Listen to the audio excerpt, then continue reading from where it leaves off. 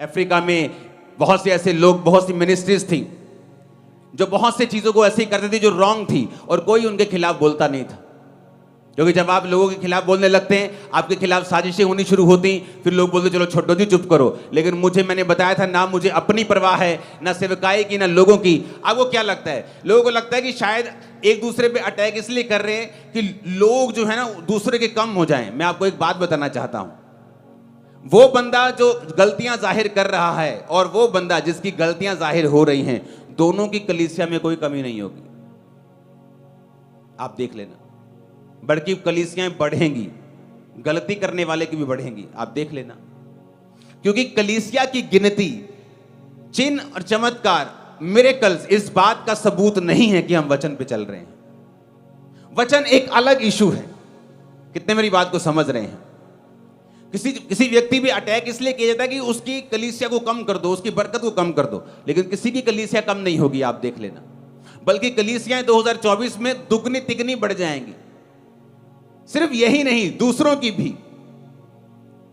तो फिर कारण क्या था बोलने का? कारण यह है कि आप लोगों को वचन मालूम होना चाहिए।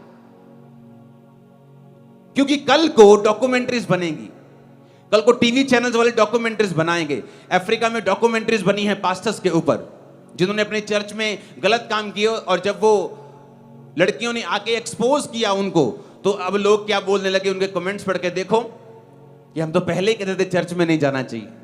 जब मैं इटली में था, मैंने एक गोरे से पूछा तू चर्च जाता है? कहता नो नो। मैं कहा व्हाई? कहता there are so many scandals in the church. कि चर्च में बहुत सारे स्कैंडल्स होते हैं, बहुत सारे घपले होते हैं। मैं चर्च में, वैसे मैं देखो तू क्रिश्चियन है? Yes I am Christian. प्रभु को मानता है? Yes I believe in Jesus. Do you pray? या some time I pray.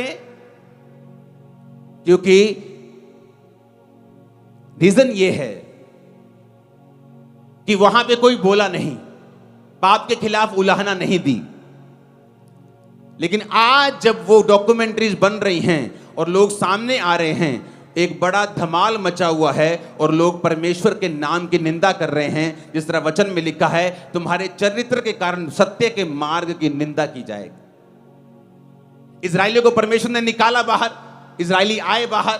Bible कहती है जब इजराइली बाहर आए तो इजराइलियों ने पाप किए, कुकर्म किए, गलत काम किए, हर प्रकार से परमेश्वर को निंदा, मूसा को निंदा। तो क्या हुआ? इजराइली पहुंचे नहीं, सिर्फ 2 लोग वहां पहुंचे। और जानते हैं मिस्रियों ने क्या कहा? ओ देख लो इन्होंने, परमेश्वर इनको ले तो गया था, पर इनको आगे नहीं लेके जा पाया। गलत वादे, झूठे वादे लेके इनको गया था कि मैं तुम्हें कनान देश दूंगा, लेकिन कर नहीं पाया। लेकिन रीजन क्या था? सत्य के मार्ग की निंदा इसलिए हुई क्योंकि लोग वचन पे नहीं खड़े रहे, लोगों ने व्यभिचार किया, लोगों ने परमेश्वर के लोगों को लूटा। इस तरह से निंदा की गई परमेश्वर के नाम की।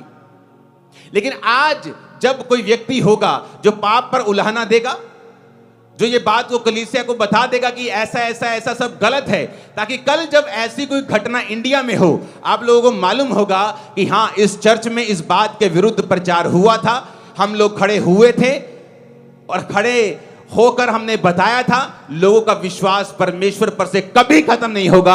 इंडिया के मैं गारंटी देता हूं आपको, लोग कभी नहीं जाएंगे, चाहे कहूंगा कि वो चर्च में नहीं गए, क्योंकि उनको एक डॉक्यूमेंट्री देखने को मिल रही है जहां पर एक पास्टर ने गलत काम किए हैं।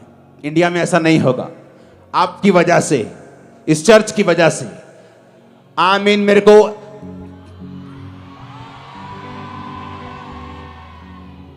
हालेलुया।